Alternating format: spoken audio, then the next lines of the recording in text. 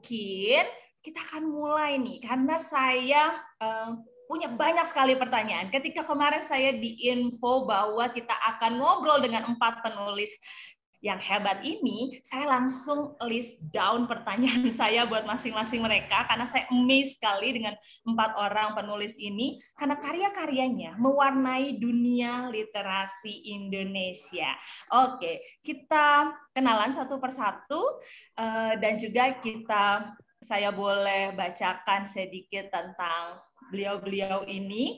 Yang pertama, kita mau menyapa, boleh diberikan spotlight kepada Mbak Clara Eng. Halo Mbak Clara. Mbak Clara masih di mute, sorry. Halo, lupa. Halo, iya. Mbak Clara menghasilkan banyak karya novel dan buku cerita anak, seperti seri Berbagi Cerita, Berbagi Cinta, bahkan dimulai tahun 2006.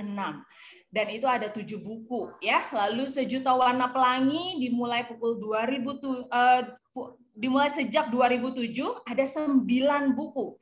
Lalu Bagai Bumi Berhenti Berputar dimulai sejak 2008, ada 5 buku serinya. Lalu juga ada novel Anak Dru dan Kisah 5 Kerajaan. Dari seri buku cerita anak yang terakhir ditulisnya yaitu Angin dari Tebing. Mbak Clara sehat?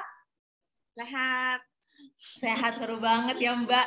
Mbak Clara, jangan-jangan nih pembaca buku anak zaman yang Mbak Clara mulai nulis buku anak sekarang juga udah besar banget ya, sudah calon mama nih.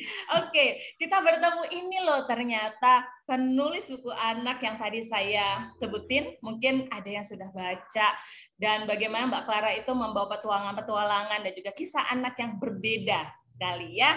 Baik, nanti kita akan ngobrol banyak dengan Mbak Clara. Selanjutnya kita mau menyapa, boleh diberikan spotlight-nya kepada Mbak Dian Kristiani. Halo Mbak Dian. Halo Mbak. Mbak Dian Kristiani ini adalah seorang penulis bacaan anak yang tinggal di Sidoarjo.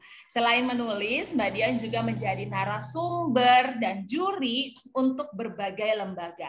Saat ini ratusan buku yang ditulisnya telah diterbitkan oleh berbagai penerbit nasional. Selain itu juga puluhan cerita dan artikel yang ditulisnya juga telah dimuat di media massa. Hai Mbak Dian, sehat Mbak? Alhamdulillah sehat.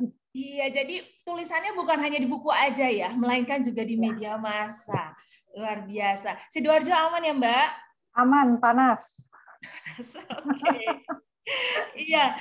Oke, nanti kita ngobrol-ngobrol dengan Mbak Dian. Selanjutnya ini dia nih. Kita mau berkenalan lebih lagi juga dengan Mbak Erlita Pratiwi. Halo Mbak Erlita. Halo Mbak. Slide-nya kepada Mbak Erlita. Mbak Erlita Pratiwi terkenal dengan seri novel anak bergenre misteri ya. Jadi anak-anak kali ini bukan hanya happy belajar senang-senang, tapi juga ada misterinya nih. Sejak kecil, Mbak Erlita Pratiwi suka membaca cerita petualangan. Sejak menikah, beliau pun berkesempatan untuk berpergian ke daerah-daerah lain di Indonesia. Kedua hal ini menginspirasi beliau dalam menulis cerita-cerita novel anak bergenre misteri dan petualangan. 4 bukunya masuk dalam seri misteri favorit terbitan Kido. Lini buku anak KPG ya, Kepustakaan Populer Gramedia, yaitu diantaranya Misteri Pantai Mutiara dengan setting di Lombok ya Mbak? Iya. Wow, biasanya kita dengar Lombok tuh eksotis, pasir, enak, tapi ternyata ada petualangan misteri anak-anak di dalamnya. Misteri Tambang Menggerung dengan setting lokasi di Buntok. Buntok ada apa sih? Pernah ke Buntok nih Mbak? Jangan-jangan cerita yang sama ya.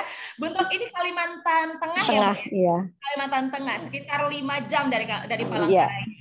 Lalu Misteri Sosok Wangi dengan setting lokasi Madura. Wow. Dan yang keempat adalah Misteri Bukit Berkabut dengan setting lokasi Gunung Lau, Jawa Tengah. Jadi bukan hanya di Pulau Jawa, tapi Kalimantan juga dan Lombok juga ya. Mbak Erlita Pratiwi juga menulis seri Aku Pasti Bisa dengan karakter Berry beruang periang dengan setting lokasi berbeda-beda, mulai di pantai, hutan, dan juga rumah. Mbak, nanti kita ngobrol lebih lanjut ya tentang kisah misteri itu ya. Thank you Mbak Erlita. Dan satu lagi nih, ada juga yang akan ngobrol bersama-sama dengan kita. Ini adalah Mas Heru Kurniawan. Halo Mas Heru. Halo Mbak, sehat semua. Iya. Mas Heru di tengah para wanita-wanita penulis buku anak. Pengalamannya juga sangat luar biasa dalam menuliskan buku anak. Mungkin karena Mas Heru ini paling ganteng sendiri, saya boleh kasih nih, Mas Heru boleh sharing. Mas Heru, kalau yang tadi kan cewek-cewek saya bacain. Mungkin kalau Mas Heru boleh menyapa para sahabat di sini, Mas, yang sudah hadir. Silakan. Oke, terima kasih Mbak. Selamat sore untuk teman-teman semua dan para pemateri hebat. Senang dan bangga bisa belajar di sini nanti soal menulis cerita. Itu Mbak. Thank you Mas Heru. Mas Heru, karena Mas Heru ini cowok sendiri, nanti kita ngobrolnya sama Mas Heru duluan kayaknya nih ya. Boleh ya? Oke, terima kasih semua para sahabat juga sudah hadir sore hari ini. Sekali lagi saya menyampaikan selamat datang dan semoga kita semua tetap sehat. Yang ada di rumah tetap jaga protokol kesehatan, dan yang ada di luar rumah jangan lupa sering cuci tangan dan juga pakai masker ya. Oke, ayo bercerita. Kalau dengar ayo bercerita, kayaknya hari-hari ini itu sudah mulai jarang ya, karena orang lebih banyak mungkin bermain dengan gawai, orang lebih banyak mungkin disibukkan dengan menjaga kesehatan dan juga sibuk dengan pelajaran jarak jauh. Tapi saya mau ngobrol nih sama Mas Heru yang justru adalah satu-satunya penulis laki-laki di sini nih ya, penulis pria yang justru merambah atau melirik buku anak sebagai genre yang ditulis. Mas Heru, gimana nih Mas Heru sampai bisa menulis buku anak? Idenya tuh dari mana, Mas? Oke Mbak, jadi saya penulis buku anak itu eksperimen dan hasil pengamatan saya ya. Jadi di rumah itu saya punya 3 anak kecil ya. Kemudian keseharian saya juga saya guru ya, mengajar anak-anak di komunitas hampir tiap sore. Nah, lama-lama punya kebiasaan masa kecil saya yang sering diceritakan dari dongeng sama orang tua, itu terbawa. Jadi setiap malam itu anak saya selalu akan berteriak begini, di tempat tidur siap gerak, bercerita mulai. Saat itu udah kayak upacara ya. Saya harus dituntut untuk bercerita di situ di tempat, dan ceritanya tidak boleh saya yang mendesain. Jadi kalau anak sedang suka apel, minta cerita apel ya. Wah, itu kan tantangan banget gitu ya. Jadi mereka yang kasih ide cerita awalnya. Menarik. Apa tuh punya pengalaman dengan ayam yang berkokok, cerita ayam yang berkokok gitu ya. Ya akhirnya mau tidak mau saya harus belajar berimajinasi, mengembangkan cerita. Nah, lama-kelamaan saya diskusi sama istri memberikan tuh saran. Ya, kenapa nggak ditulisin aja? Iya ya, kenapa tidak dituliskan aja ya? Nah, dari situ cobalah ditulis. Makanya saya kategori orang yang menulis buku-buku bacaan anak memulai di tahun 2015-an tuh baru terbit di Gramedia. Jadi proses eksperimentasinya terlalu lama gitu ya. Keasikan ternyata bisa tuh diangkat menjadi cerita. Sama juga ketika menulis buku aktivitas, ternyata pengalaman saya coret-coret untuk anak-anak sendiri. Itu lama-lama dikumpulin banyak. Loh kenapa ya nggak saya sendiri gitu. Jadi dari situlah kemudian ide-ide itu berkembang, dan sampai sekarang saya tidak bisa menarget gitu ya. Yang ada adalah pengalaman-pengalaman berkesan dengan anak-anak menjadi bahan tersendiri untuk menulis cerita. Setelah jadi tulisan Mas, apakah itu akhirnya Mas bacakan juga ke anak-anak dulu sebelum ke penerbit? Komentarnya adalah, ya sudah tahu isinya.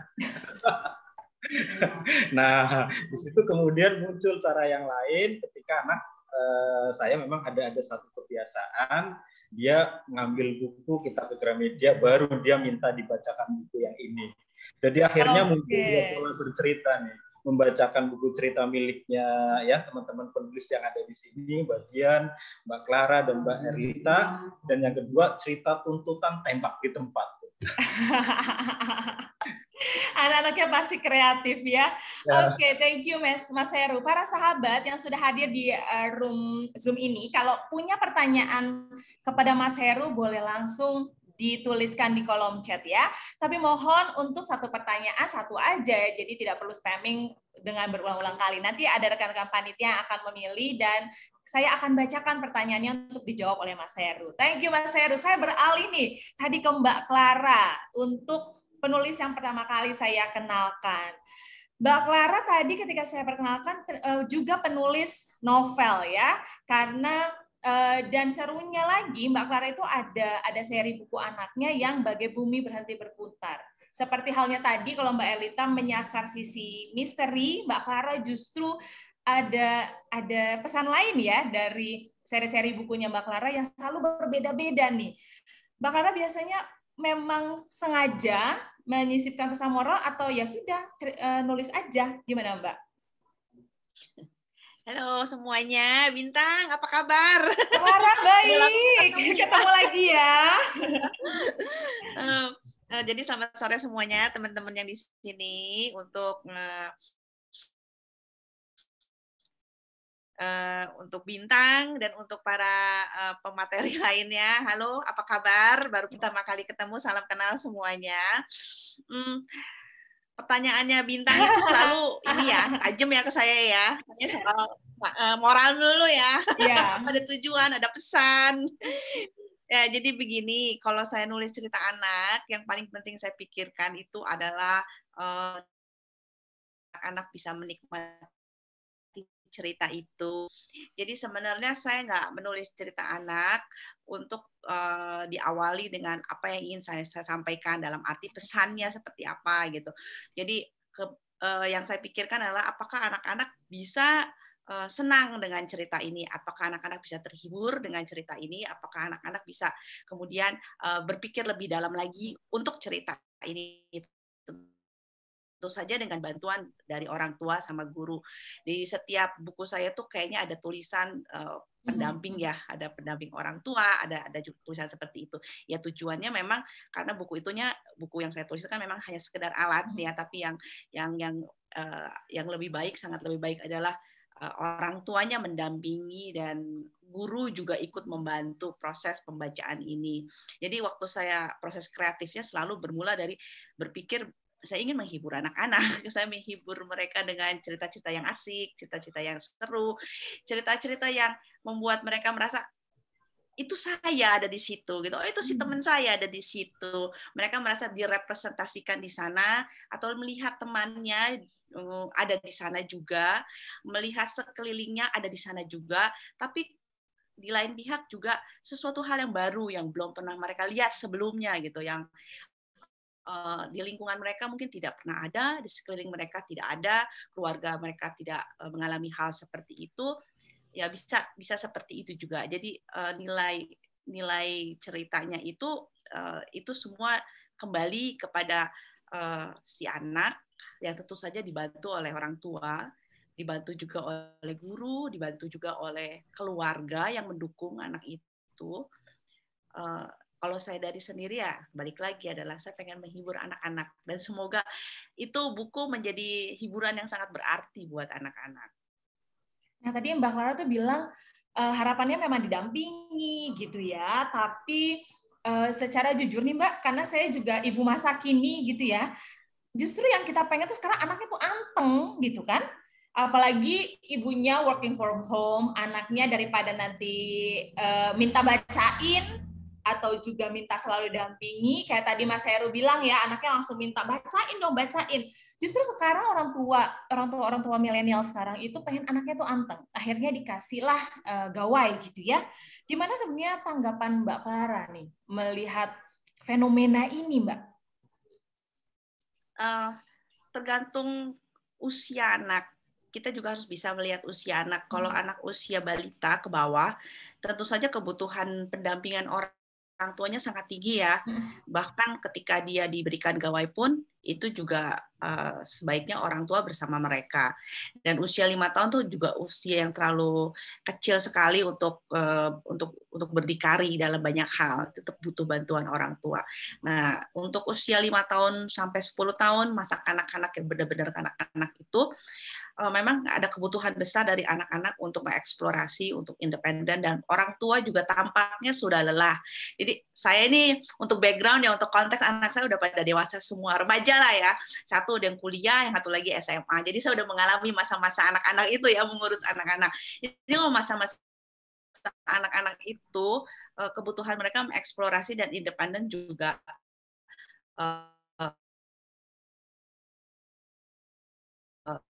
makni setelah 5 tahun ngurus, 1 tahun ngurus masa-masa bayi, 5 tahun masa-masa yang cukup menguras energi dan waktu, dan ketika 5-10 tahun kebutuhan orang tua seperti yang tadi Bintang sebut, ibu milenial pengen anak anteng, tenang, itu udah mulai nih. Jadi di dalam orang tua terjadi gesekan-gesekan untuk orang tua pengen punya butuh waktu, ruang sendiri, waktu sendiri, sementara si anak juga tetap membutuhkan orang tua, tapi pada saat bersamaan si anak juga ingin mengeksplorasi. Intinya seperti gini, memang orang tua, balik lagi kepada orang tua ya, karena yang di sini adalah sentralnya orang tua. Anak kita nggak bisa membebankan perkembangan anak-anak dan tanggung jawabnya di bahu anak-anak, karena orang tua lah menjadi sumber dari semua pegangan ini. Jadi sebagai orang tua ya, satu harus bisa membalance kesibukan mereka dan juga mendampingi anak-anak. Dan kedua, sadar bahwa pertumbuhan 5-10 tahun itu tetap butuh banget pendampingan dari orang tua. Membaca itu tidak hanya bisa berhenti di usia 5 tahun ketika anak sudah bisa membaca. Itu tangganya masih tinggi untuk mencapai tangga bacaan, seperti katakanlah seorang anak bisa membaca buku Pramudia Anantatur ya. Jadi targetnya katakanlah di situ ya. Kita punya anak umur 5 tahun atau 4 tahun, 6 tahun. Bacaannya mungkin masih tipis gitu, dan kita masih membantu dia membaca gitu. Tapi bayangkan dalam 10-12 tahun ke depan ini anak nih harus udah bisa sanggup membaca textbook yang cukup tebal, tantangan membaca di sekolah dan bahkan di universitas, textbooknya makin tebal. Nah, itulah orang tua harus bisa melihat ke sana. Jadi tangga membaca itu perlahan-lahan dituntun sama orang tua. Mungkin usia 6-10 tahun tangga membacanya lebih berat lagi, dan orang tua tidak bisa merasa sudah selesai. Selesai bahwa dia sudah bisa baca, ya udah saya lepaskan aja. Bahkan saya masih membacakan buku untuk anak saya ketika anak saya remaja 13-14 tahun, saya bacakan dia buku-buku novelet-novelet yang tipis. Dan memang tujuan saya membayangkan ketika anak sudah umur 17 atau 18, 10 tahun dari sekarang, kalau anaknya masih kecil 6-7 tahun, dia akan membaca buku-buku novel yang tebal, literatur sastra dunia, sastra lokal kita, dan anak tuh harus bisa memamahnya, dan nggak mungkin kita lepaskan begitu aja. Begitu dia bisa membaca, dia langsung lompat setinggi itu, memiliki critical thinking, membaca sebuah teks dan memahami teks yang sangat kompleks. Kalau orang tua berpikir dengan cara jauh panjang ke depan, saya rasa sekarang pun dia akan mulai menyadari, distribusi orang tua kepada kemampuan anak membaca itu sangat besar. Wow, oke. Jadi para sahabat, saya mau menyapa dulu para sahabat di sini ya. Saya yakin bersama dengan saya nih para sahabat yang sudah hadir di sini ada 66 orang adalah para orang tua. Tadi pesan dari Mbak Clara ya, kita perlu tahu bahwa kita punya kontribusi loh di dalamnya. Bahkan mungkin tadi Mbak Clara bilang, mungkin nanti saat 17-16 tahun anak-anak kita sudah membaca literatur yang sangat tebal, yang sangat dalam, yang mungkin pada saat itu mereka sudah dengan dunianya sendiri ya Mbak Clara ya, sudah mungkin mereka akan menikmati sendiri. Dan saya pernah baca nih bahwa membacakan buku pada anak itu justru salah satu adalah pembangun atau bonding ya, mempererat bonding. Jadi sesibuk apapun para ibu muda, bapak muda, tetap sempatkan ya. Tadi contoh Mas Heru tuh ya, setiap malam pasti membaca untuk si kecil. Buat kalian yang punya pertanyaan untuk Mbak Clara, langsung aja di kolom chat. Jadi sambil nanti sebelum saya bacakan, Mbak Clara bisa baca-baca dan mungkin bisa menyapa juga. Thank you Mbak Clara. Saya beralih mau tanya-tanya nih ke Mbak Dian Kristiani. Mbak Dian Kristiani ini juga banyak sekali tadi ya buku-bukunya, buku-buku anak yang sudah diterbitkan, bahkan banyak sekali yang diterbitkan oleh penerbit BIP ya di sini ya. Halo Mbak Dian Sidoarjo, ini dari Sidoarjo. Oke, Mbak Dian. Ya. Oke, kalau gambar menjadi salah satu kekuatan bercerita, dengan gambar tuh anak-anak bisa belajar dan juga berimprovisasi gitu ya. Nah, apakah dalam membuat buku anak, Mbak Dian itu punya pertimbangan khusus, terkhusus dari sisi visualnya, Mbak? Ya, tentu saja sebagai penulis buku anak dan selama ini saya banyak menulis pictorial book untuk usia dini, tentu saja gambar itu menjadi satu hal yang sangat penting. Karena kalau dalam buku-buku untuk anak seusia itu, biasanya gambarlah yang berbicara, bukan teks. Ya, jadi meskipun ada satu buku yang tanpa teks pun, anak-anak tetap bisa akan paham. Nah, itu istilahnya gini, Mbak Bintang, kuncinya ada di gambar. Tanpa gambar, kalau itu teks doang, anak-anak nggak akan paham. Bayangkan anak usia 5, usia 6, itu kan bacanya juga masih terbatas ya, kemampuan membacanya ya. Jadi mereka dengan dibantu gambar itu, mereka bisa mengembangkan imajinasi mereka sendiri. Bahkan mungkin kalau ibunya lagi repot, dia baca sendiri dengan buku bergambar itu, dia bisa berimajinasi sendiri yang mungkin berbeda dengan ceritanya. Tapi it's okay, itu akan merangsang imajinasi mereka sih kalau menurut saya. Sangat penting sih Mbak Bintang, peran gambar itu. Makanya jangan pernah menyepelekan ilustrator. Nah, ngomong soal ilustrator, dalam buku-buku karyanya Mbak Dian, itu Mbak Dian memang bekerja sama dengan ilustrator lain atau Mbak Dian gambar sendiri, Mbak? Wah, nggak bisa. Nanti kalau saya gambar sendiri, nanti stickman. Oke, berarti seberapa erat sih Mbak Dian, menurut Mbak Dian tuh kerjasama antara seorang penulis dengan seorang ilustrator? Karena tadi Mbak Dian bilang bahwa buku anak tuh kuncinya adalah di gambar. Jadi bagaimana bahkan mungkin untuk anak-anak yang belum bisa membaca sekalipun saat dia melihat gambarnya, dia justru sudah bisa mengimajinasikan ya, sudah bisa mengerti gambar. Betul. Yang paling penting dalam hubungan penulis dan ilustrator itu adalah ilustrator itu bukan tukang gambar, ya. Jadi bukan penulis ngomong ini nanti adegannya si A naik sepeda, kemudian di depannya ada anjing, kemudian dia dikejar anjing gitu-gitu. Tidak seperti itu. Jadi ilustrator adalah partner dalam sebuah buku anak. Nama kita berdua lah yang tercantum di sana. Kalau buku ini jeleklah kita berdua, ya. Jadi yang saya lakukan selama ini adalah kita berdiskusi aja. Saya dan ilustrator berdiskusi. Ini ceritanya saya mau cerita tentang begini. Kira-kira tuh tokohnya seperti ini. Nah nanti ilustratornya ngelihat ceritanya. Oh Mbak Dian ini kayaknya enaknya kalau misalnya nih burungnya saya pakai burung dari Kalimantan. Gimana, atau kalau ini buayanya saya pakai buaya yang jenis ini gimana. Nah, diskusi-diskusi semacam itu amat penting dilakukan. Jadi kadang saya ini kan penulis ya, mungkin sense of art saya kurang ya. Nah, dengan dibantu ilustrator kan lebih tercerahkan. Mbak Dian kalau adegannya gini gimana? Oh iya ya betul. Betul kamu, adegannya harusnya seperti itu. Nah, itu adalah kerjasama dua pihak. Jadi sekali lagi ilustrator bukan tukang gambar, tapi ilustrator juga seorang kreator, ya. Jadi sebuah buku anak dibikin oleh dua orang, ilustrator dan penulis. Kebetulan saya nggak bisa gambar, ya saya membutuhkan bantuan dari ilustrator, gitu. Jadi penting banget ya Mbak, jadi kayak komunikasi. Penulis kaki kanan, satu kaki kiri, yang intinya memang sepasang gitu ya. Betul sekali. Oke, pernah menemukan kesulitan nggak Mbak Dian? Karena kan ini berarti dua kepala. Mbak Dian mungkin sebagai penulis, saya merasa harusnya kayak tadi, harusnya gambar gajahnya begini gitu.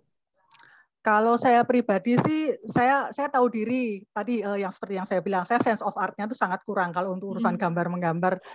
Jadi saya pasrah saja sama ilustrator, tapi saya juga menyampaikan saya tuh maunya tuh gini. Dan saya ini orangnya kan apa ya? Saya ini orangnya suka yang lucu-lucu. Jadi kalau ilustratornya kurang lucu, saya akan mendorong dia untuk melucu. Itu aja sih saya palingan saya seperti itu. Ini kurang wow, kurang lucu, kurang lebay, kurang gimana gitu. Tapi kalau dari segi artnya saya tidak banyak ikut campur karena saya percaya setiap ilustrator punya gayanya sendiri. Memberikan kebebasan gitu ya, Mbak. Memberikan kebebasan, ya. Coba siapa tahu di antara para sahabat yang hadir di sini ada seorang ilustrator, langsung ya chat-chat aja ke Mbak Dian, siapa tahu Mbak Dian punya karya baru, biar langsung kerjasama ya. Asik. Kalau punya ada pertanyaan-pertanyaan kepada Mbak Dian juga boleh langsung tulis di kolom chat, dan nanti Mbak Dian boleh intip-intip kolom chat ya Mbak, siapa tahu ada pertanyaan. Saya sekarang mau menyapa dan ngobrol dengan Mbak Erlita. Mbak Erlita, ini memang Mbak. Penulis sore hari ini tuh punya karakter-karakter dan keunikan-keunikan masing-masing ya. Salah satunya Mbak Erlita ini justru secara spesifik memilih petualangan dan misteri sebagai sebagai inti cerita atau genre dari buku anaknya gitu ya Mbak ya. Iya. Kenapa Mbak? Kalau petualangan mungkin anak-anak suka petualangan gitu ya. Saya masa kecil saya ditemani dengan 5 sekawan yang memang petualangan. Tapi kalau misteri, gimana Mbak bisa mengarah ke misteri untuk anak-anak? Sebenarnya novel misteri ini ya novel petualangan juga gitu, cuma supaya lebih seru jadi ada sesuatu yang hilang yang harus dicari gitu, kemudian nanti diberikan tuh step-step memecahkan misterinya, jadi si anak juga terpancing untuk berpikir secara runut tuh, kalau kayak gini kemungkinan ntar begini, kalau si ini bilang gini padahal kan faktanya begini gitu ya, kayak gitu. Jadi nggak yang bukan jenis novel misteri yang horor gimana gitu, nggak. Cuma misteri sesuatu yang hilang, tapi istrinya ceritanya tentang petualangan. Mirip 5 sekawan, tapi ini versi lokal dengan mengangkat setting di Indonesia gitu. Oke, terus bagaimana kuncinya sampai Mbak Arita tuh bisa membuat ini menarik buat anak-anak? Karena anak-anak kan pasti maunya yang fun gitu ya. Oke, petualangan, tapi kalau misteri kan agak takut ya. Bagaimana bisa bikin itu menarik, Mbak? Ceritanya dibikin ringan aja, Mbak. Jadi bukan cerita yang jelimet sebenarnya sih, ceritanya ringan. Jadi kalau di novel saya ini hampir semuanya itu ceritanya si anak tuh lagi liburan gitu ke suatu tempat, atau kalau di Tambang Menggerung itu si anak lagi ke tempat bapaknya karena bapaknya kerja di tambang batu bara kan, waktu liburan dia ke sana, kemudian dia melihat kucing hutan, kemudian dia tahu bahwa kucing hutan itu hewan yang dilindungi gitu. Sementara omnya bilang kamu nggak boleh main-main ke tambang kapur gitu. Di tambang kapur itu ada apanya gitu. Ternyata di tambang kapur itu kalau menurut orang-orang tuh suka terdengar gerungan kayak gitu. Jadi bukan cerita misteri yang horor ada setannya atau segala macam, enggak sih. Tapi inspirasinya tuh dari kisah nyata yang memang Mbak Erlita tahu sendiri, mengalami sendiri, atau dapat dari mana Mbak? Beda-beda ya Mbak tiap novel tuh. Kalau yang di novel pertama itu kan karena saya baru pindah dari tadinya nulis novel remaja, kemudian nyoba nulis novel anak itu. Jadi pas saya liburan ke Lombok, saya mikirnya apa ya yang di Lombok yang kira-kira kalau hilang itu bisa jadi cerita, dan karena Lombok itu terkenal dengan mutiara ya akhirnya itu si tante yang punya showroom mutiara itu kehilangan mutiaranya kayak gitu. Jadi beda novel itu beda ininya, beda yang hilangnya tuh apa gitu, beda-beda. Oke, ada yang kisah nyata nggak Mbak? Yang Tambang Menggerung itu kisah nyata, tapi itu dialami sama teman saya karena teman saya tinggal di Buntok gitu. Jadi semua bahan tuh dia rajin nyari data, sampai dia tuh wawancara dengan kapten kapal yang bawa batu bara itu, gimana cara nyelundupin kucing hutan tuh keluar dari Kalimantan, karena kucing hutan kan dilindungi, nggak boleh dibawa keluar dari Kalimantan gitu. Oke, thank you Mbak Erlita. Seru banget ya. Jadi yang belum tahu Buntok itu di mana, yang belum tahu sisi lain dari Lombok, langsung bisa baca buku ceritanya dari Mbak Erlita. Nah, sekarang aku punya pertanyaan yang ini tolong dijawab sama keempat-empatnya. Bisa nggak sih kalau spotlight semua? Bisa ya? Oke, tapi sebelum saya tanya, sekali lagi saya mau informasikan kepada para sahabat yang sudah hadir di Zoom ini, kalau ada pertanyaan spesifik ke Mbak Clara, ke Mas Heru, ke Mbak Dian, atau Mbak Erlita, boleh langsung ditulis di kolom chat, nanti panitia akan memilih siapa pertanyaannya yang boleh dibacakan, dan akan mendapatkan voucher GoPay Rp50.000 dan juga akan ada voucher potongan ongkir dari gramedia.com serta hadiah-hadiah menarik lainnya yang nanti saya bacakan satu persatu ya. Jadi buruan, gali pertanyaannya apa yang paling menarik dan yang terpilih nanti akan kita kasih spotlight untuk bertanya langsung kepada sang penulis. Oke, ini saya mau tanya, boleh nanti empat-empatnya menjawab bergantian ya. Pertanyaannya mungkin pada dasarnya kayak gimana menurut Mas dan Mbak di sini terkait dengan tadi pertanyaan saya ke Mbak Clara ya, bahwa sekarang kita apa-apa gawai, anak-anak terbiasa menonton, apalagi sekolah sekarang pun dengan menggunakan sekolah daring.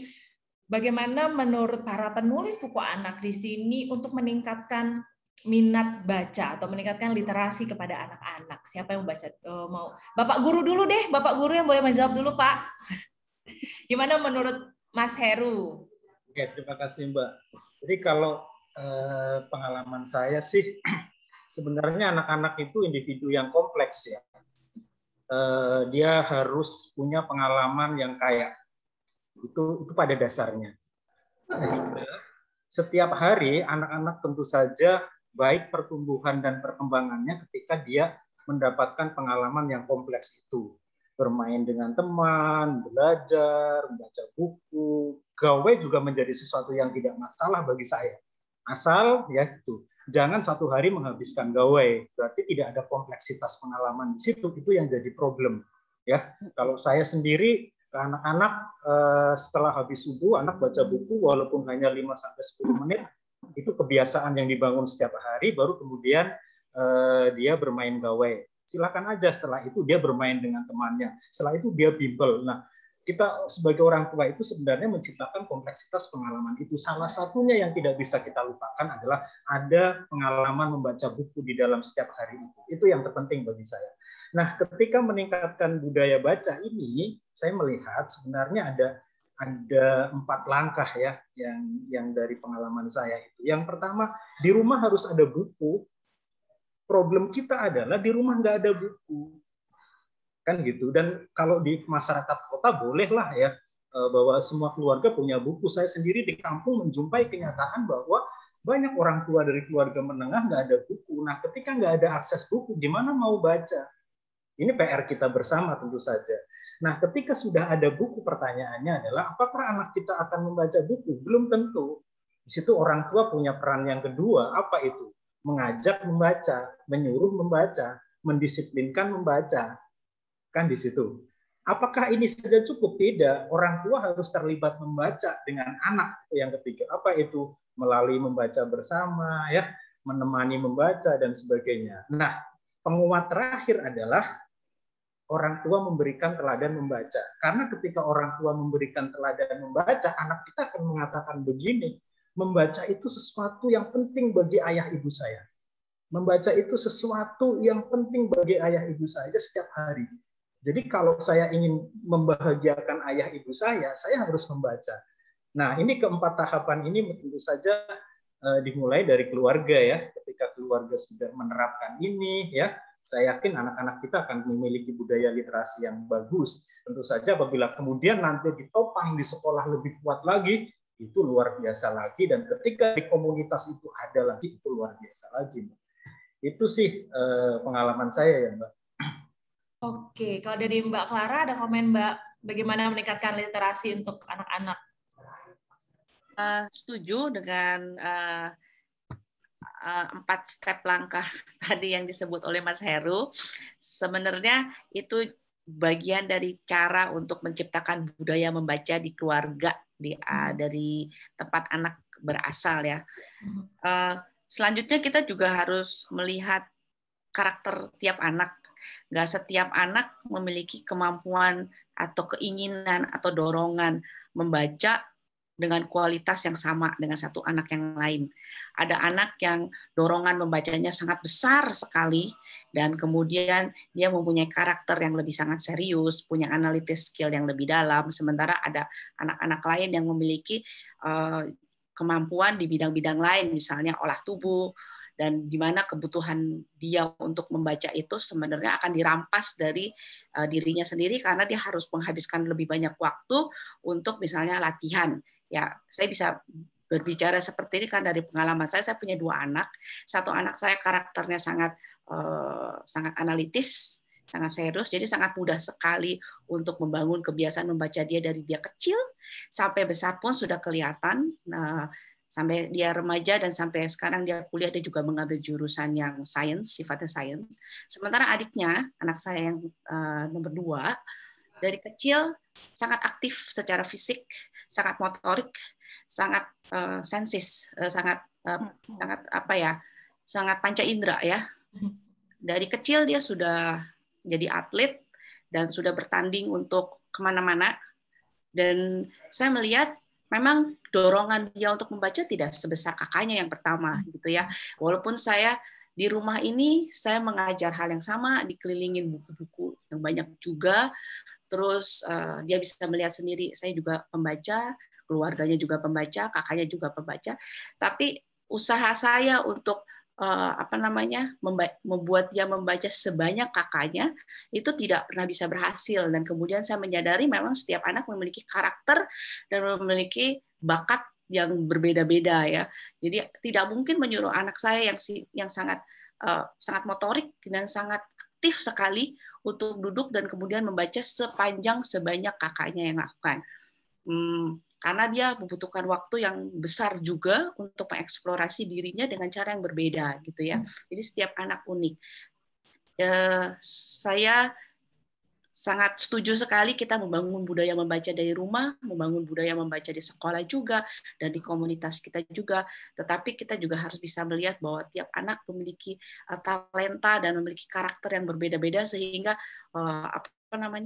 daya serap mereka terhadap buku, terhadap kemampuan mereka menyerap teks dan memahami teks, memahami banyak hal gitu yang arahnya ke buku gitu akan berbeda-beda juga. Oke, jadi memang ketahui bakat minat anak juga gitu ya Mbak Clara ya. Jadi nggak sekedar memaksakan, tapi kita mengetahui juga setiap bakat anak. Kalau Mbak Dian, ada komentar Mbak Dian mengenai bagaimana meningkatkan literasi bagi anak-anak? Sebagian besar sudah dirangkum sama Pak Heru, sama Mbak Clara. Cuman saya mungkin sedikit menambahkan, saya melihat masih ada banyak orang tua yang menganggap buku itu sesuatu yang mahal, sakral ya, kemudian ditaruh aja di etalase atau di lemari kaca sebagai pajangan. Kemudian ketika anaknya memegang, hati-hati loh, itu mahal loh, awas sobek, awas ini, awas itu. Nah, kalau saya pribadi ini Mbak, saya waktu anak-anak saya masih usia SD awal, TK gitu, saya membuat rumah itu dengan banyak buku di mana-mana. Jadi bukan satu tempat yang sakral, rak buku yang terkunci, yang setiap hari dilap atau gimana gitu, enggak. Jadi anak di bawah bantal ada buku, mungkin di meja belajarnya dia ada buku, di ruang tamu ada buku. Jadi saya membuat atmosfer rumah ini, buku ini memang sesuatu yang lazim, yang memang seharusnya ada dalam kehidupan kita. Nah, kemudian yang kedua, saya sering sekali mendengar orang tua yang bilang, anak saya tuh nggak suka baca kok, anak saya benar-benar nggak mau deh anak saya nggak suka baca. Nah, setelah saya tanya lebih lanjut, kenapa anakmu nggak suka baca, buku apa yang kamu berikan padanya, ternyata bukunya memang tidak sesuai untuk anaknya. Contohnya, misalnya anaknya masih usia dini, tapi orang tuanya biasa kan, orang tua kalau beli buku yang banyak gambarnya dan teksnya dikit kan eman uangnya ya, harganya mahal, tapi kok teksnya dikit, dia beliin yang teksnya banyak, padahal mungkin anaknya kemampuan bacanya masih belum level itu. Nah, anaknya terus terang aja jadi apa ya, baca jadi nggak seneng kan Mbak, jadi bukunya ditaruh aja. Mungkin dia lebih seneng main game, main HP, atau mungkin lari-lari sama temennya ya. Jadi amat penting bagi kita untuk mengerti anak kita ini seleranya apa, selera bukunya apa. Jadi kalau saya sih ajak anak-anak ke toko buku, los aja.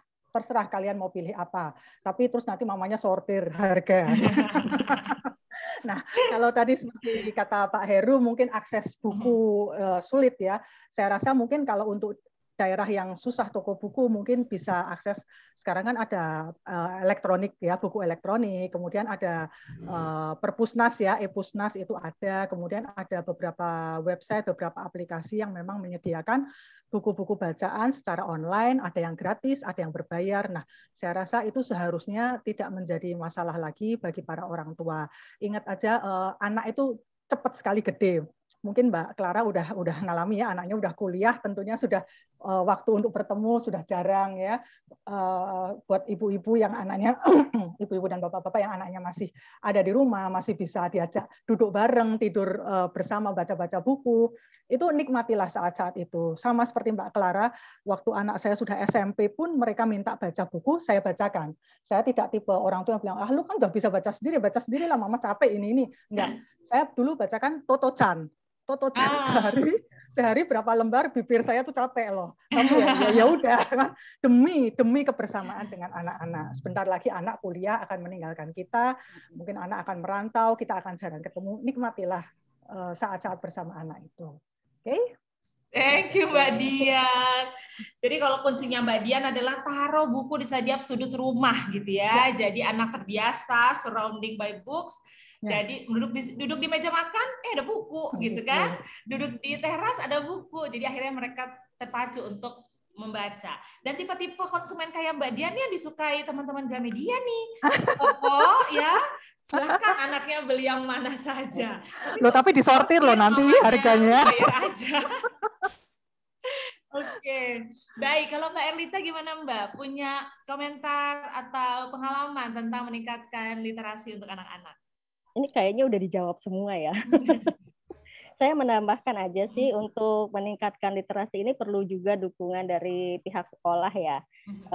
Pengalaman saya, ada satu sekolah, saya pernah diundang untuk jadi narasumber workshop di sana, workshop menulis. Jadi pada bulan bahasa, sekolah itu mengundang Gramedia untuk buka stand buku gitu loh, dengan harga spesial. Nah, setiap anak dari mulai kelas 1 sampai kelas 6 itu wajib beli 1 buku gitu. Kalau anak-anak kelas rendah ini kan belum paham uang kembalian, uang berapa gitu ya. Itu wali kelasnya yang tanggung jawab gitu loh. Nanti dicatat si anak ini beli ini. Nanti setelah beli buku itu masing-masing anak itu harus cerita buku yang dia beli itu tentang apa gitu. Karena kalau beli sendiri kan pasti si anak akan milih yang dia suka kan. Setelah itu kan dia akan baca, jadi dia harus bisa paham apa sih buku yang dia beli itu isinya tentang apa. Jadi dari sekolah juga perlu dukungan untuk meningkatkan literasi anak, nggak bisa cuma satu sisi aja yang jalan sih kalau menurut saya. Oke, ya sekolah memang penting banget ya Mbak ya, karena apalagi anak-anak pasti sebagian besar waktunya di sekolah, lalu terpengaruh oleh teman-temannya. Kalau temannya membaca juga, semakin minat bacanya dia juga semakin meningkat. Nah, saya punya satu pertanyaan lagi yang mohon dijawab oleh para penulis di sini. Ini kaitannya dengan adalah cerita rakyat. Jadi saya tumbuh waktu kecil, memang komik-komik sudah mulai ada, 5 sekawan ada, tapi justru yang di sekolah, yang di taman baca, yang mungkin dibelikan oleh ibu saya adalah cerita rakyat, Tangkuban Perahu, lalu juga Malin Kundang, gitu ya. Menurut Mas dan Mbak penulis buku anak ini, masih relevan nggak sih cerita-cerita rakyat untuk anak zaman sekarang? Apakah justru sebagai orang tua atau sebagai penulis, Mas dan Mbak masih merekomendasikan buku cerita anak ini untuk anak-anak zaman sekarang? Siapa yang mau jawab duluan nih kali ini nih? Boleh Mbak. Boleh Mbak Dian. Kebetulan saya di BIP justru besarnya oleh cerita rakyat. Nah, jadi kalau misalnya ditanya apakah buku cerita rakyat ini masih ada penggemarnya, masih relevankah dengan kehidupan zaman sekarang nih ya, yang serba teknologi, serba canggih, saya rasa masih relevan, karena bagaimanapun juga anak-anak itu kan suka dongeng ya. Suka dongeng. Terus kalau saya bayangin diri saya sendiri aja deh ya. Kalau saya lihat satu bangunan ya, kemudian terus diceritain sama ibu saya atau nenek saya, tahu nggak dulu tuh ya yang tinggal di situ tuh noni-noni Belanda. Terus dia itu ya, kemudian dia kawin lari sama pacarnya. Terus dia nggak disetujui orang tuanya. Itu tuh saya entah ceritanya bener, entah ceritanya bohong. Saya tuh seneng gitu. Nah, excited aja ya, excited aja. Anak ya. Nah, saya rasa cerita rakyat masih mempunyai porsi di hati anak-anak ya, karena ceritanya tuh kan sebetulnya seru-seru gitu kan, ada sihir-sihirnya dikit, cuman ya memang sebagai penulis memang harus hati-hati menyampaikannya yang jelek-jelek seperti misalnya pergaulan bebas, kemudian yang kutuk mengutuk itu sebaiknya ya dihilangkan saja. Dan so far sih coba tanya sama Mas Leo, penjualan buku kaget ya. Lagi garuk-garuk. Mas Leo langsung saya diajak. Penjualan buku cerita rakyat di PIP so far sangat-sangat bagus sih kalau saya lihat gitu. Oke, thank you Mbak Dian. Yang lain, Mbak Clara, Mas Heru. Mbak Clara mungkin itu.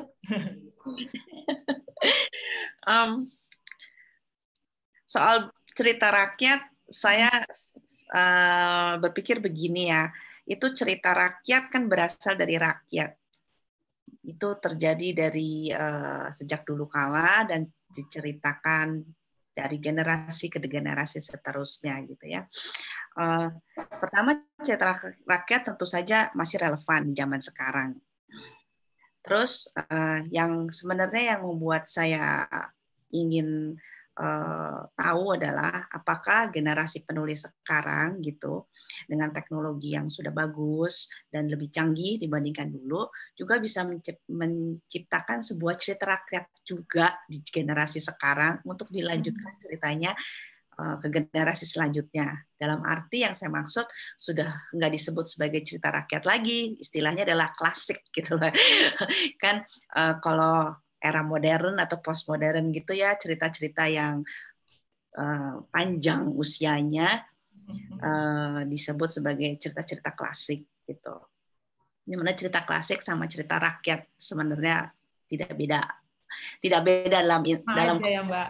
Itu cerita yang hidupnya panjang, yang umurnya panjang, yang diteruskan oleh satu generasi dan seterusnya sampai sekarang. Dan tantangan buat sekarang ini yang saya ingin tanyakan gitu, tanya balik nih, Bintang tanya ke saya tanya balik nih. Ada penulis di zaman sekarang bisa menceritakan atau bisa mengangkat isu-isu untuk anak-anak kita yang kemudian ceritanya ini membekas dan kemudian bergema dari satu generasi ke generasi seterusnya. Jadi bukan hanya kita sebagai yang mendengar cerita rakyat, tapi kita juga penutur baru untuk sebuah cerita rakyat atau cerita klasik lain yang kita representasikan di zaman sekarang ini, di era ini sekarang untuk anak-anak seterusnya, generasi selanjutnya yang ke bawah. Oke, jadi bukan tidak mungkin justru tulisan-tulisan karya Mbak Clara, Mas Heru, Mbak Dian, dan juga Mbak Elita justru akan menjadi cerita rakyat itu sendiri ya, gitu, akan menjadi cerita klasik di masa yang akan datang. Jika saya dengan para ibu-ibu dan juga bapak di sini, para orang tua mau terus melestarikan, menceritakan cerita itu terus-menerus kepada anak cucu kita nanti, gitu ya Mbak Clara ya? Ajakan, betul. Oke, Mas Heru atau Mbak Erlita ada komentar? Mas Heru mungkin? Oke, jadi kalau saya sangat yakin dan percaya bahwa anak-anak itu kan secara dasar lahiriahnya dia kan ya kita ya, termasuk dulu pernah anak-anak itu kan homo fabulans. Jadi makhluk yang suka bercerita. Itu inti pokoknya. Dan salah satu cerita yang saya anggap paling mapan, bahkan bisa saya sebut sebagai cerita yang unlimited gitu ya, tak terbatas, itu cerita rakyat. Karena cerita rakyat tadi sudah disampaikan sama Mbak Clara adalah cerita yang hasil dari rakyat, oleh rakyat ya, kalau kita bayangin begitu, dan diteruskan dari satu rakyat ke rakyat lain. Jadi itu cerita yang sangat mapan sekali. Nah, tinggal persoalannya kan ekosistem orang tua untuk mengenalkan cerita rakyat ke anak-anak sekarang itu ada tidak? Nah, segenerasi saya sendiri mungkin ya, saya masih dikenalkan sama orang tua saya dulu waktu kecil di cerita rakyat, dan saya pun mengenalkan itu ke anak-anak. Jadi sebenarnya ada tanggung jawab budaya ya kita sebagai orang tua terhadap cerita rakyat sendiri. Nah, apabila orang tua terus menghidupkan cerita rakyat itu di ruang-ruang keluarga, bahkan tadi bagian buku-buku cerita rakyat itu menjadi dikonsumsi paling banyak, itu kan masuk ke ruang-ruang sekolah ya. Ruang-ruang sekolah, karena di sekolah sangat meyakini bahwa cerita yang memang harus ada di sekolah cerita rakyat gitu. Nah, jadi justru PR kita, saya sendiri sebagai penulis adalah bisa nggak karya-karya kita menjadi cerita rakyat ya, artinya bukan berarti mengabaikan kita sebagai penulis ya, tetapi benar-benar menjadi satu cerita yang akan dikonsumsi, akan diceritakan secara turun-menurun terus-menerus ya. Dan misalkan saja saya selalu terkenang dengan The Little Prince ya, kemudian Momo, Michael Ende, karya-karyanya Tolkien, itu udah deh itu di kepala semua yang terus hidup gitu ya. Itu PR kita. Jadi cerita rakyat adalah kalau saya cerita kita bersama yang akan terus mapan. Saya yakin gitu. Oke, ini berarti pesannya sama tadi kalian Mbak Clara ya. Bagaimana para penulis-penulis ini karyanya justru bisa jadi cerita rakyat berikutnya. Oke, Mbak Erlita? Kayaknya saya udah diwakili semua ya. Kalau yang dapat giliran terakhir tuh sudah susah. Tapi mengenai cerita rakyat ini, saya beberapa kali sih dapat bukan komplain ya, lebih ke komentar dari teman-teman, dari orang tua, dari teman anak saya gitu. Gue beli buku cerita rakyat ini nih, tapi kok isinya ada begini-gininya ya gitu. Padahal kan nggak gini nih, harusnya gini-gini gitu. Mungkin jadi ceritanya itu di situ disebutkan bahwa saya lupa judulnya ya. Jadi ceritanya ini si tokohnya ini hamil di luar nikah gitu loh. Dan itu karena cerita rakyat itu kan dibaca oleh anak-anak. Jadi harusnya yang kayak begini tuh nggak masuk, dia bilang gitu. Kan harusnya emang nggak bisa nih penulisnya bikinnya gimana kek supaya nggak ada nih cerita kayak gini gitu. Jadi ya saya cuma manggut-manggut aja sih. Bukan saya juga yang nulis gitu, tapi oke, ini akan jadi masukan juga buat saya. Ini kayak saya nulis cerita rakyat yang seperti ini tuh jangan ada di dalam cerita gitu loh. Itu kan pinter-pinternya penulisnya gimana ngambil sudut cerita gitu ya. Kayaknya gitu ya Mbak Dian ya. Mbak Dian sebagai pakar cerita rakyat. Pakar cerita rakyat. Kayaknya itu aja sih mungkin dari saya ya, untuk supaya cerita rakyat ini bisa everlasting gitu, penulisnya juga harus lebih teliti dan lebih bijak mengambil sudut penceritaan gitu loh, supaya cerita hal-hal yang tidak baik yang biasanya ada di cerita rakyat itu tidak usah ditampilkan kayak gitu, Mbak. Iya, jadi lebih selektif gitu ya Mbak ya cerita-ceritanya. Oke, baik. Karena saya masih punya pertanyaan-pertanyaan seru, tapi saya mau kasih kesempatan dulu nih untuk para sahabat yang sudah tanya-tanya ke kolom chat. Sepertinya karena sudah 1 jam kita ngobrol, panitia sudah menentukan 3 penanya terbaik. Ya, saya akan panggil namanya dan nanti yang saya sebutkan namanya boleh dinyalakan mikrofonnya dan bertanya langsung kepada penulis yang dituju. Yang pertama saya persilahkan untuk Unik Febrianti. Mbak Unik. Pak rekan-rekan panitia boleh dibantu untuk di spotlight Mbak Unik Febrianti, ada ya? Tes. Ibu. Ada. Oh itu dia kedengaran suaranya. Oke, Mbak Unik saya persilahkan untuk membacakan pertanyaannya langsung. Aduh, kedengeran nggak? Kedengeran? Iya. Oke.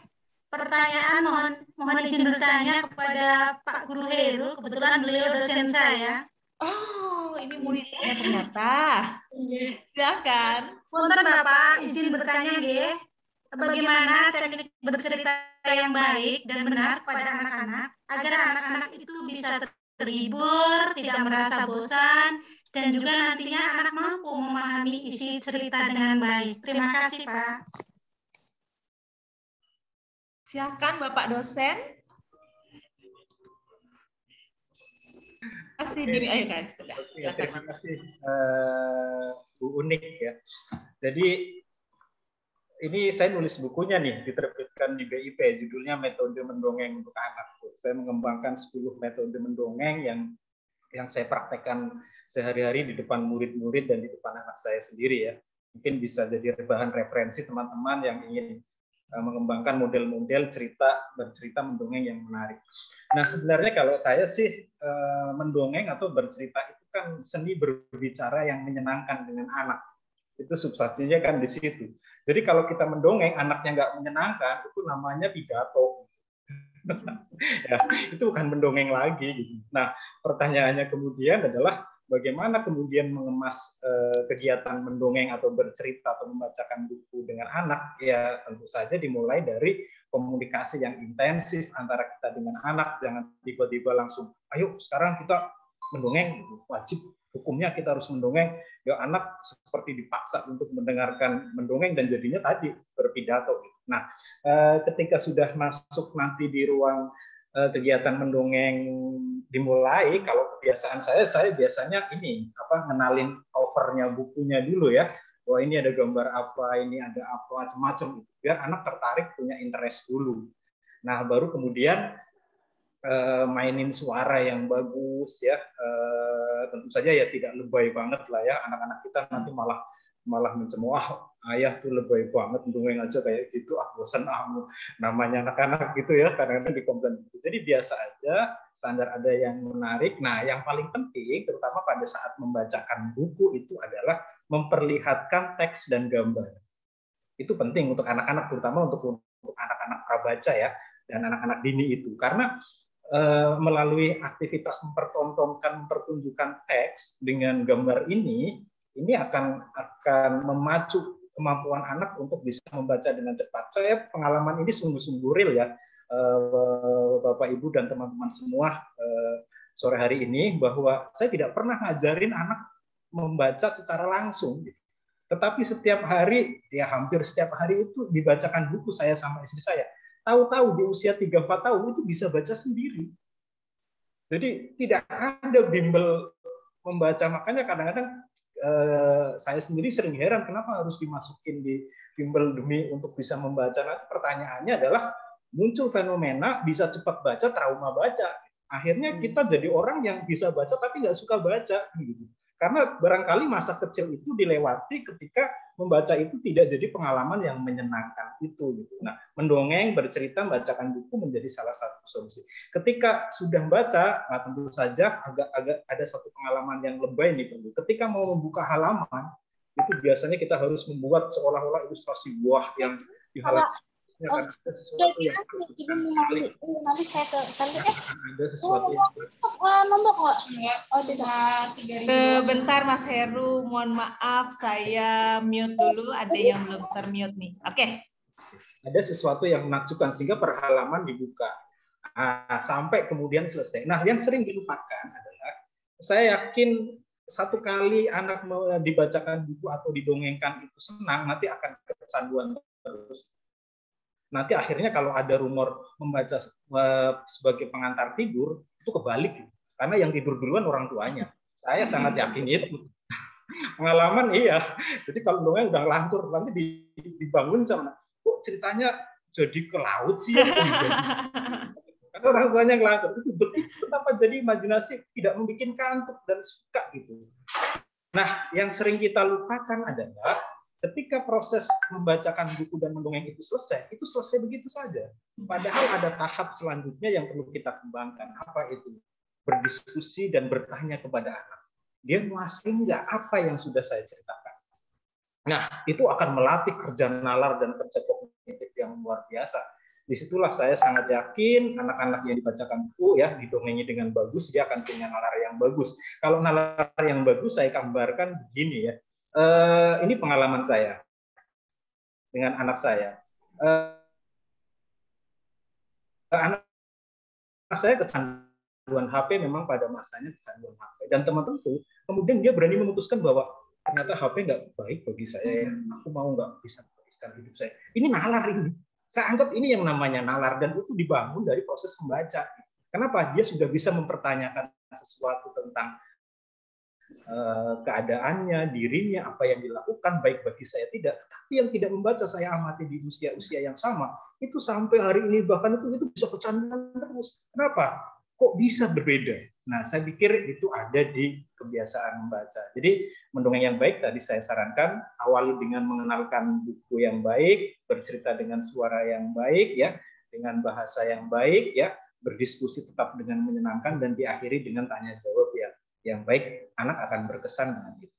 Itu, Mbak. Semoga terjawab, Mbak Uni. Iya, terima kasih sekali, sangat mencerahkan.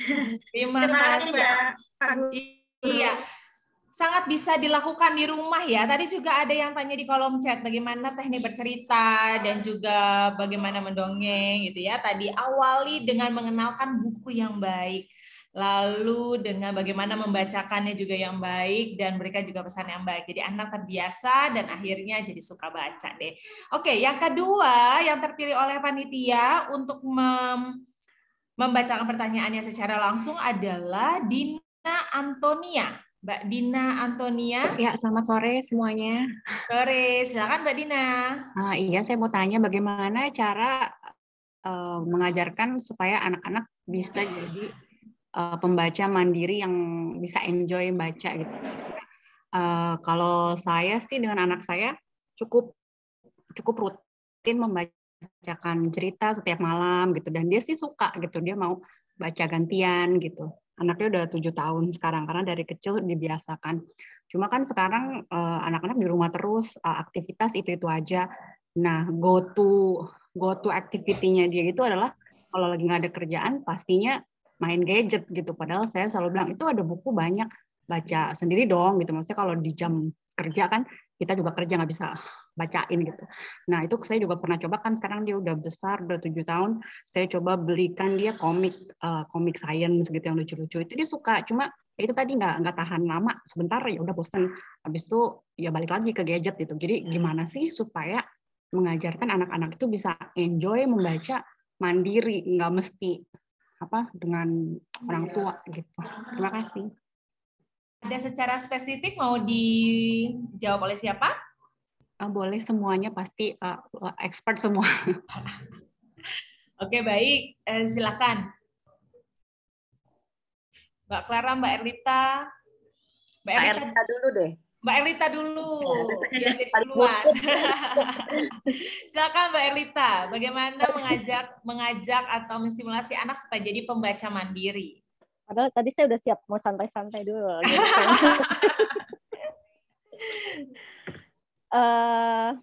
Kalau saya ya, itu pengalaman dengan anak saya nomor 2 tuh mungkin karena dia cowok, jadi dia nggak seperti kakaknya yang emang menikmati baca buku tebal-tebal gitu loh. Jadi kalau untuk anak saya yang kedua ini itu ada waktu bacanya tuh setiap akhir pekan. Jadi saya bilang dulu sebelumnya, ini akhir pekan ini mau baca buku yang mana gitu. Dia akan nunjuk nih, baca buku yang ini. Oke, baca buku yang ini. Nanti kalau udah selesai baca, ceritain ke mama isinya apa. Habis itu boleh main gadget. Tuh, kalau saya begitu. Jadi boleh main gadget tapi baca buku dulu. Dan bukunya buku pilihan dia. Kayak gitu sih, pakai model reward lah, yang dia suka itu apa. Jadi saya kasih boleh yang dia suka tapi baca buku dulu, tanpa harus ditemanin gitu. Tapi kalau untuk hari-harinya, dia kadang kalau lihat saya baca, dia ikut curi-curi baca juga. Padahal saya baca novelnya kan novel beda gitu. Maksud saya jangan ikutan baca, punya Nino nih yang ini gitu. Tapi nggak apa-apa sih, sedikit aja gitu. Kayak gitu, Mbak. Menjawab nggak ya ini ya? Menjawab. Berarti caranya Mbak Erlita adalah salah satunya itu ya, kasih reward. Kalau dia melatih dengan dikasih reward gitu ya. Oke, Mbak Clara, Mbak Dian, Mas Heru. Coba Mbak Dian. Boleh. Silakan Mbak Dian. Saya ini malah mau nyimak, soalnya kok nasibnya Mbak Dina sama saya kok mirip gitu loh. Jadi mungkin anaknya tipe auditori ya. Seperti anak saya itu yang sulung itu, dia itu tipe yang sukanya dibacakan. Tapi dia suka buku. Dia cinta buku, tapi masalah membaca sendiri dia kayak ogah gitu ya, dan ternyata memang itu terbukti dari hasil tesnya dia itu tipe pembelajar auditori, dia lebih suka mendengarkan. Sampai sekarang pun dia kalau belajar daripada dia baca buku textbooknya, dia lebih suka melihat YouTube atau dari Zenius gitu ya, video-video gitu. Jadi memang mungkin tipe anaknya seperti itu. Saya dulu waktu anak saya SD itu saya capek loh bacain IPA, IPS tuh saya disuruh baca semua kalau dia mau ulangan. Tapi ya ternyata itu semuanya akan berlalu kok. Maksudnya lama-lama dengan bertambahnya usia, dia akan semakin mandiri. Menurut saya sih tidak perlu dipaksakan juga. Mungkin dengan sistem reward seperti Mbak Erlita tadi, bagus juga itu idenya. Sayang anak saya sudah gede sekarang, sudah nggak bisa pakai sistem itu lagi Mbak Erlita. Boleh dicoba itu Mbak Dina. Mirip dengan anak saya. Ada yang mau kasih masukan lagi, Mbak Clara? Ya sama, anak saya juga yang bontot seperti kayak gitu. Jadi dia berbeda sekali, sangat berbeda dengan kakaknya yang pertama yang sangat mudah diarahkan untuk membaca buku. Dan memang karena saya lihat sendiri juga waktunya habis memang untuk dia saat dia fisik, waktunya habis sekali dengan latihan olahraga, latihan bergerak badan, menyeimbangkan tubuhnya ya dan lain sebagainya. Jadi saya memaklumi dorongan-dorongan dia dan talenta alamiah dari dalam dia, saya memaklumi itu semua dan saya membayangkan juga diri saya jika saya berada dalam posisi dia, jika saya juga mendapatkan anugerah seperti itu, tentu saya memiliki hidup yang akan berbeda juga dari apa yang saya alami sekarang. Jadi intinya sekarang anak saya sudah SMA dan kemarin itu kan online ya, saya seringkali mendengar pelajaran bahasa Inggris dia, gurunya yang saya sangat suka. Jadi gurunya ini menggunakan diskusi yang sangat banyak untuk membahas literatur Inggris. Mereka membaca buku per semester, ada beberapa buku, dan yang paling saya berkesan buat saya, gurunya memanfaatkan diskusi soal cinta pertama, relasi, hubungan dengan orang tua saat kamu memiliki seseorang yang kamu sukain, bagaimana dekat kepada orang tua dan bagaimana tidak terpengaruh dengan misalnya pacar lah, tanda petik lah, cinta monyetnya ini ya. Dia menggunakan buku Romeo and Juliet dan dia menggunakan buku itu untuk diskusi soal masalah romantisme awal remaja ini. Dan jadi sebenarnya buku itu seperti yang tadi Mas Heru juga bilang, setelah membaca kita bisa diskusi, kita bisa tanya jawab kepada anak. Yang saya paling suka sebenarnya adegan diskusi dan tanya jawabnya itu dibandingkan membiarkan anak membaca mandiri ya. Untuk anak yang saya paling yang kecil saya ini, karena dia juga saya mengalami kesulitan untuk menyuruh dia membaca, saya biarkan dia berjalan seperti apa adanya. Tentu saja saya tetap memberikan dorongan-dorongan membaca kepada dia. Tapi yang paling penting dari semua itu kami berdiskusi tentang masalah-masalah hidup yang terjadi pada diri dia, keadaan dunia juga seperti apa, keadaan lingkungan pertemanan, dan saya ambil contoh dari satu buku dan kami mendiskusikan tentang buku itu. Jadi memang penting dari awal untuk dibiasakan dekat kepada anak, untuk berdiskusi, untuk bertanya tentang buku apa yang dia baca dan apa relasinya dengan kehidupan dia. Karena nanti ke depannya juga ketika anak sudah mencapai usia remaja, kita mau dekat kepada anak, itu sebuah challenge yang luar biasa. Kalau kita tidak bangun dari masa anak-anak itu dengan buku, nanti masa remaja kita akan mulai membahas banyak hal, mulai dari hal-hal yang tabu sampai hal-hal yang hubungan ibu dan anaknya sendiri gitu ya.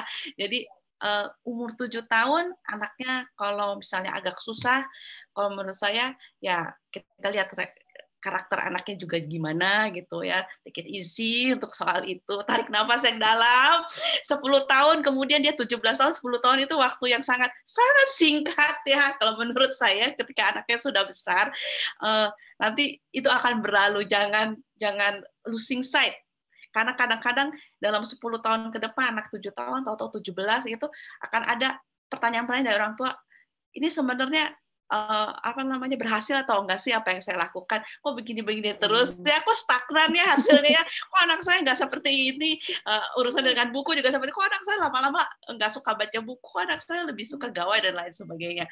Yang penting selama kita terus-menerus melakukan disiplin apa yang tadi sudah disebut semua oleh Mas Heru, ya, oleh Mbak Dian, oleh Mbak Erlita, ya tips-tips itu jangan kehilangan arah, pakai itu tips terus hari demi hari gitu, tahu-tahu udah 17 tahun anaknya, cepet kok itu semua.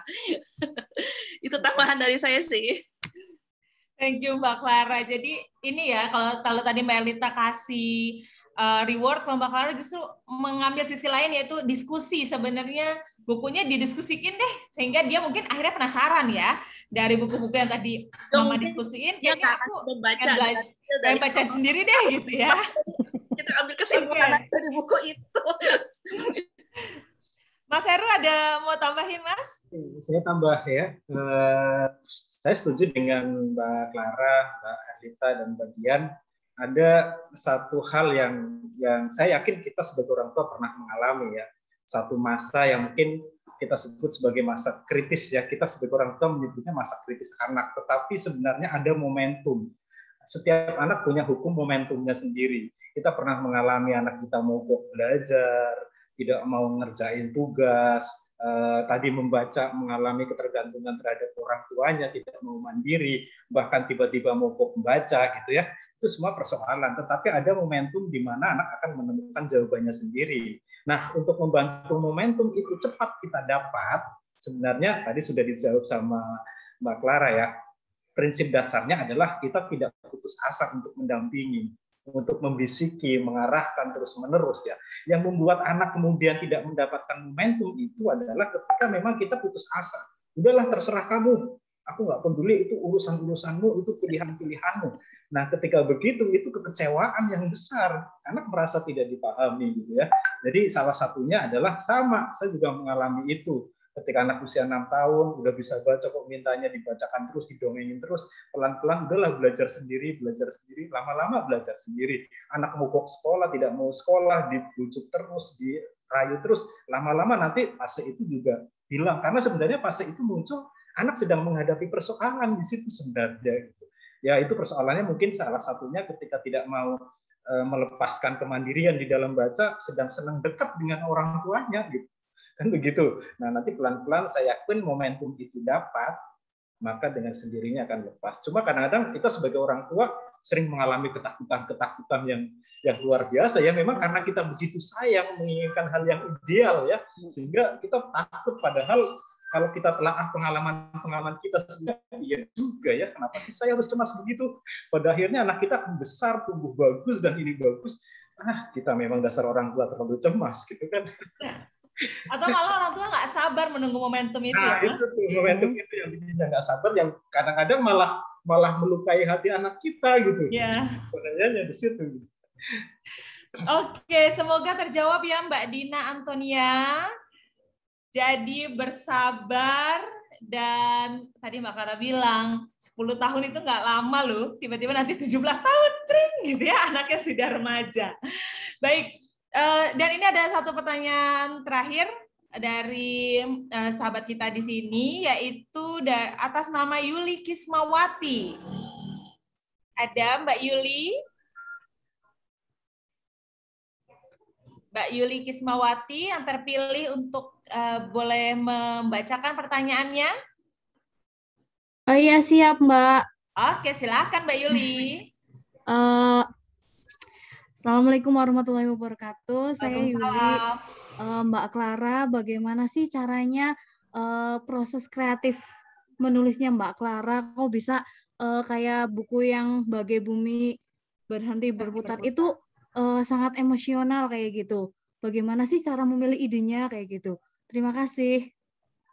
Iya, mungkin sedikit ini ya, kilasan. Bagai Bumi Berhenti Berputar adalah buku anak karya Mbak Clara Eng yang justru menceritakan tentang kisah-kisah kurang enak kalau saya bilang ya, yang mungkin dialami oleh anak-anak, seperti berpindah rumah, lalu kalau saya nggak salah ada salah satu anggota keluarga yang terkena kanker, lalu ada perpisahan gitu-gitu ya Mbak Clara ya? Iya. Nah, boleh diceritakan Mbak Clara. Salah satu dari buku satu seri itu kan kalau nggak salah isinya 5 ya. Ya. Nah, salah satu dari buku itu sebenarnya adalah pengalaman pribadi saya waktu saya masih kecil. Jadi saudara sepupu saya itu orang tuanya mengalami perceraian. Dalam pengalaman saya waktu saya masih kecil itu, perceraian itu adalah suatu hal yang dianggap sangat tabu. Dan orang tua saya melarang saya untuk bertanya kepada sepupu saya itu di manakah ibunya, karena perceraian itu akhirnya dia harus tinggal kepada ayahnya ya, bersama ayahnya. Dan itu membuat saya tidak mendapat jawaban pada waktu saya masih kecil itu. Mengapa saya tidak bisa bertanya kepada saudara sepupu saya itu apa yang terjadi dengan kedua orang tua saya, orang tuanya, dan mengapa orang tua saya tetap lengkap, kenapa orang tuanya harus berpisah. Dan itu kemudian menjadi trigger saya ketika saya memiliki anak. Saya mulai berhadapan dengan isu-isu yang sifatnya tabu. Yang mana yang bisa saya diskusikan dengan anak, yang mana yang tidak bisa saya diskusikan dengan anak, dan bagaimana cara yang tidak bisa didiskusikan itu didiskusikan sesuai dengan usia umur dia.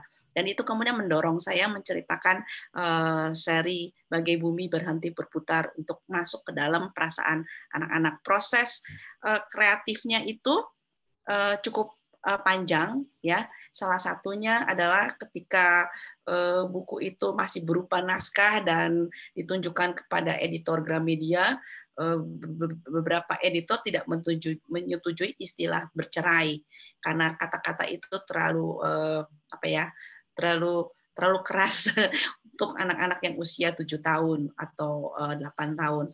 Kemudian terjadi diskusi yang sangat alot.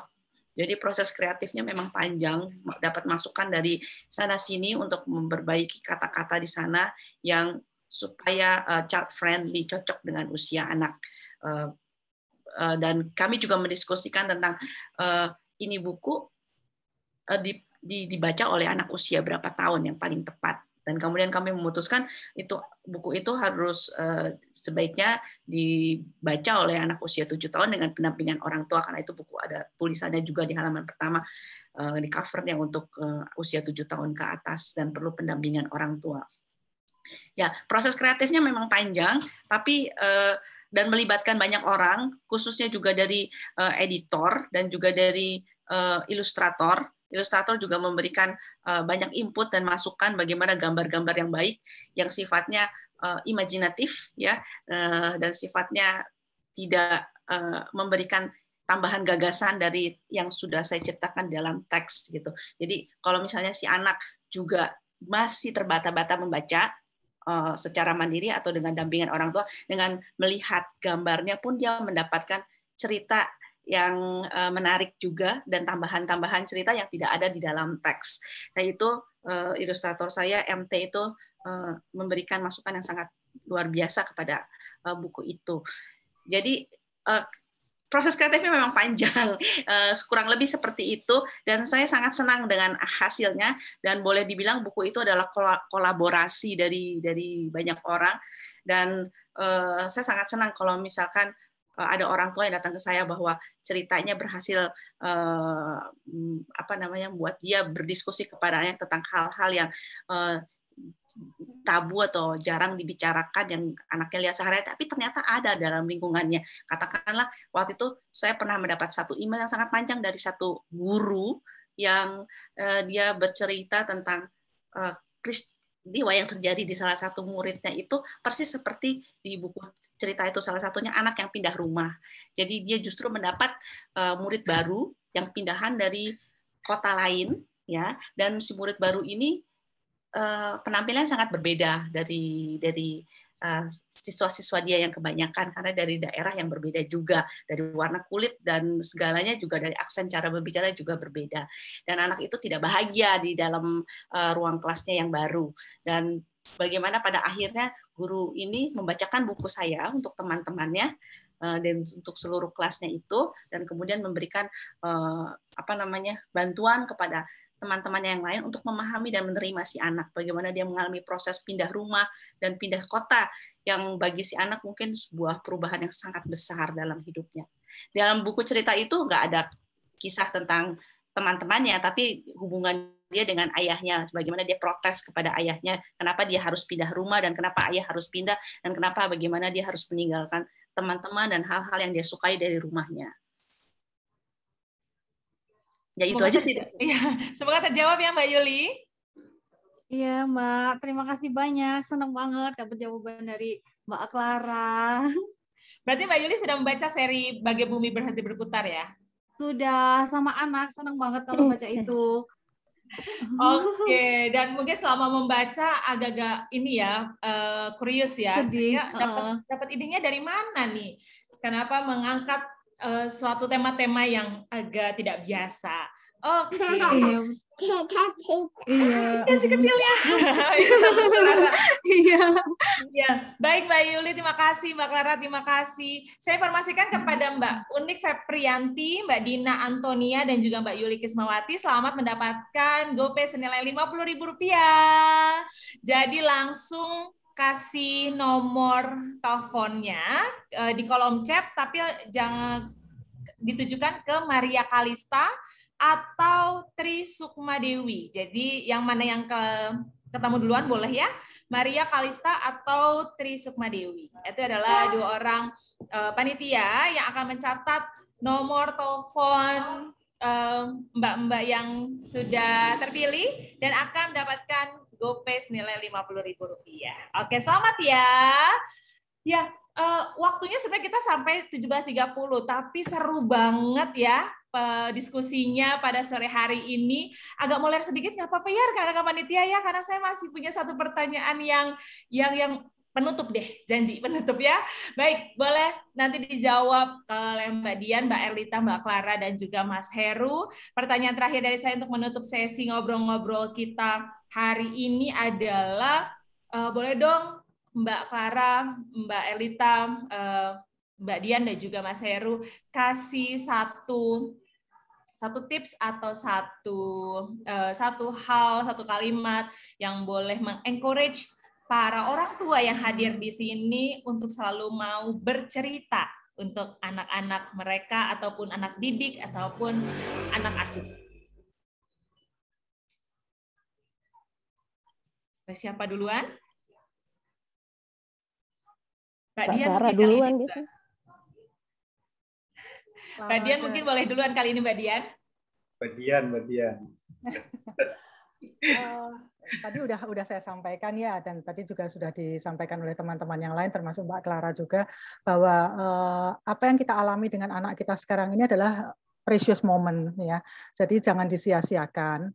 Jangan disia-siakan, jangan hanya karena kita lelah atau sibuk, kita jadi tidak mau mendampingi anak kita membaca. Jadi kalau memang anak tidak suka baca, kita penuhi kebutuhannya akan buku yang baik, kita persilahkan mereka untuk memilih buku yang ingin mereka baca, kita temani mereka. Nggak lama kok Mbak, nemenin anak baca itu 1 hari itu kalau mau tidur paling cuma 10 menit. Bahkan Mbak Clara punya buku dongeng 7 menit ya Mbak Clara ya.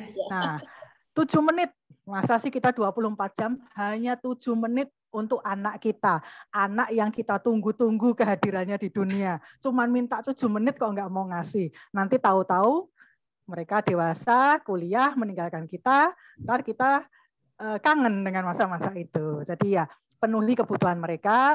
Kalau saat ini mereka belum suka membaca, mungkin kita perlu introspeksi buku apa sih yang selama ini kita sediakan untuk mereka, kok sampai mereka nggak mau lihat buku itu gitu. Nah, kita introspeksi, kita penuhi kebutuhannya dia, keinginannya dia buku-buku seperti apa, kita temenin, kita ajak diskusi, ya waktu cepat berlalu, ya itu aja. Jelek nih ya Mbak Dian ya, masa 7 menit 1 hari aja nggak bisa disisihkan untuk anak yang sudah dinanti-nantikan. Yang lain, Mbak Clara, Mbak Erlita, dan Mas Heru? Erlita dulu deh. Ya Mbak Erlita supaya nggak bontot lagi. saya paling muda di sini, jadi nggak apa-apa paling bontot juga. Saya cuma menambahkan aja sih, jangan lelah untuk mengajak membaca, karena ada mungkin masa-masanya mereka bosan, ya tergantung kreativitas orang tua untuk gimana caranya supaya si anak itu tidak lama-lama bosannya. Gitu aja. Thank you Mbak Erlita. Mbak Clara? Saya balik lagi ke academic skill ya, kemampuan akademis. Karena anak-anak kita akan suatu hari akan sekolah, semakin lama jenjangnya semakin tinggi.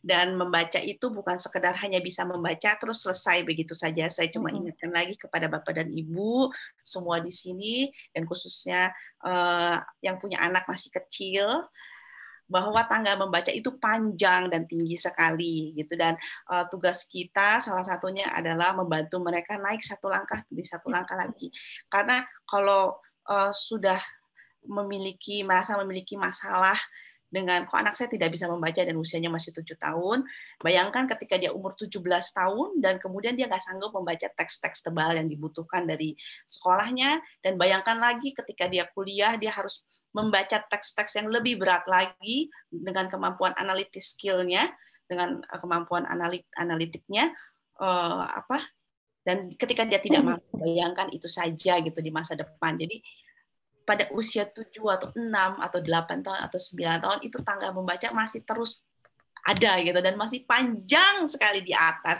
Jadi jangan berkecil hati gitu bahwa kok udah susah masalah di sini sekarang. Saya jamin masalah membaca tidak akan tambah mudah. Masalah membaca pada diri anak itu akan tambah susah kompleksitasnya gitu. Jadi jangan kita lihat wawasan yang lebih ke depan lagi gitu, ke depan panjang lagi. Tugas orang tua di sini membayangkan bahwa anak suatu hari akan bisa berkompetisi dan bekerja sama dengan di dalam akademis, di dalam ruang lingkup sekolah dan ruang lingkup pendidikannya. Orang tua memberikan bekal untuk membaca kepada anak sehingga dia mampu melangkah semakin tinggi, sehingga memiliki kemampuan membaca teks yang semakin dalam dan semakin analitis. Itu aja sih kalau dari saya. Thank you, Mbak Clara. Mas Heru. Oke, saya tutup dengan ini ya, Mbak, dengan ngambil kata-katanya orang yang saya ramu, ngambil dari Jim Trilis, Read Aloud, kemudian ada Tantowi Yahya, dan ada Montessori. Kira-kira begini kalau saya ramu. Jika engkau memiliki berpeti-peti emas atau bertumpuk-tumpuk harta, sesungguhnya engkau tidak akan lebih kaya dariku, karena aku memiliki orang tua yang selalu membacakan buku. Bagiku, orang tuaku adalah perpustakaan pertama dalam hidup. Itu, Mbak. Jadi kekayaan terbesar salah satu dari keluarga adalah orang tua yang selalu bercerita dan membacakan buku kepada anak-anaknya. Saya selalu ingat kata-kata dari Mbak Dian, tahu-tahu 10 tahun ke depan anak kita udah besar, kita tidak punya momen itu lagi, bahkan mendekati aja menjadi sesuatu hal yang susah. Itu saja. Jadi gunakan salah satu momen waktu 24 jam itu untuk berbicara dengan anak, dan tidak ada seni berbicara paling menyenangkan bagi anak-anak kita selain bercerita dan membacakan. Berikan tepuk tangan, boleh tepuk tangan virtual, boleh tepuk tangan dari kamera Anda. Terima kasih banyak, luar biasa sekali diskusi dan juga perbincangan kita pada sore hari ini. Terima kasih Mbak Erlita, terima kasih Mbak Clara, terima kasih Mas Heru dan Mbak Dian.